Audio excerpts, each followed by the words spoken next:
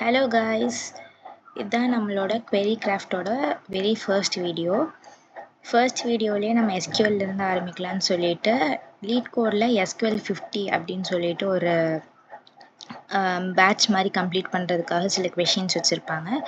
அதில் நம்ம இன்னைக்கு ஃபர்ஸ்ட் கொஷினுக்கான ஆன்சர் என்ன அப்படின்னு சொல்லிட்டு பார்ப்போம்.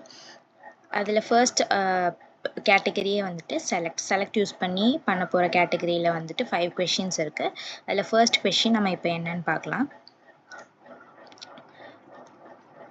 ஃபர்ஸ்ட் கொஷின் வந்து என்ன சொல்லியிருக்காங்கன்னா, recyclable and low fat products அப்படின்னு சொல்லியிருக்காங்க.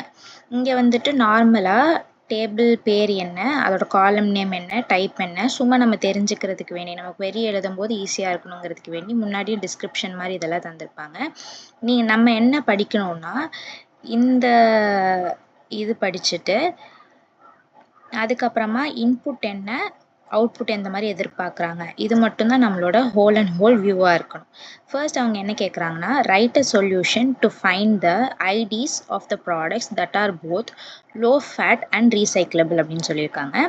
அதே மாதிரி ரிசல்ட் டேபிளை நம்ம எனி ஆர்டர் நம்ம பண்ணிக்கலாம் அப்படின்னு சொல்கிறாங்க. ஏன்னா ஒரு சில பேர் அசெண்டிங் ஆர்டரில் தான் வேணும், இல்லை டிசெண்டிங் ஆர்டரில் தான் வேணும் அப்படின்னு சொல்லும்போது நம்ம ஆர்டர் பை யூஸ் பண்ணி நம்ம பண்ணுவோம்.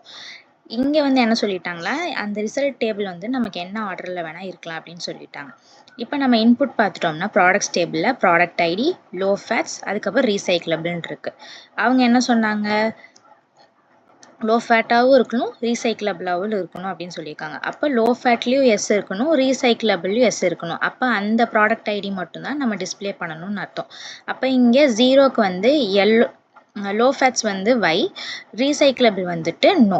அப்போ YN இது வந்து வராது. அதுக்கப்புறம் இங்கே வந்துட்டு ரெண்டுமே ஒயின்னு இருக்குது. அப்போ 1ங்கிற ப்ராடக்ட் ஐடி வந்து நம்ம எடுத்துக்கலாம். 2க்கு வந்து இங்கே நோ இருக்குது, இங்கே எஸ் இருக்குது, அப்போ எடுத்துக்க முடியாது. 3க்கு வந்து இங்கே ரெண்டுமே எஸ் இருக்குது, அப்போ நம்ம எடுத்துக்கலாம். 4க்கு வந்து ரெண்டுமே நோ இருக்குது, இதுவும் எடுத்துக்க முடியாது. 2 எஸ் எங்கே இருக்கோ அங்கே அந்த ப்ராடக்ட் ஐடி மட்டும்தான் நம்மளை எடுத்து டிஸ்பிளே பண்ண சொல்கிறாங்க.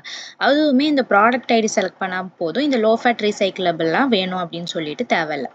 அவ்வளோதான் எக்ஸ்பிளனேஷன்.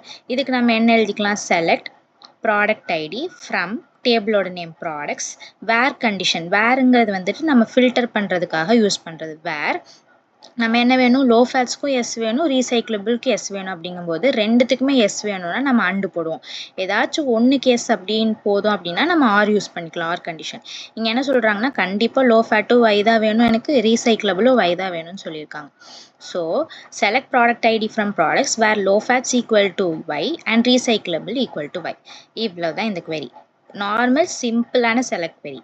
இதை நீங்கள் வந்துட்டு ரன் பண்ணிங்கன்னா இந்த டெஸ்ட் கேஸும் பாஸ் ஆகும். அதே மாதிரி சப்மிட் பண்ணும்போதும் நம்ம எவ்வளோ ஸ்பீடில் வந்துட்டு query வந்து நம்ம எவ்வளோ ஆப்டிமைஸ் பண்ணியிருக்கோம் அப்படின்றதும் நம்ம பார்த்துக்கலாம். அவ்வளோதான், பீட் 61.55%. இவ்வளவுதான் செலக்ட் query. ஓகேவா? நம்ம வந்துட்டு டே பை டே நான் வந்துட்டு SQL 50 அப்படிங்கிற கொஷின்ஸ் வந்து சால்வ் பண்ணி நான் போட்டுகிட்டே இருக்கேன். நீங்களுமே என் கூட சேர்ந்து ப்ராக்டிஸ் பண்ணிகிட்டே இருங்க. சீக்கிரமாக ஒரு பேட்ச் ஏர்ன் பண்ணி நம்ம ரெஷ்யூமில் ஆட் பண்ணிக்கலாம். தேங்க்யூ.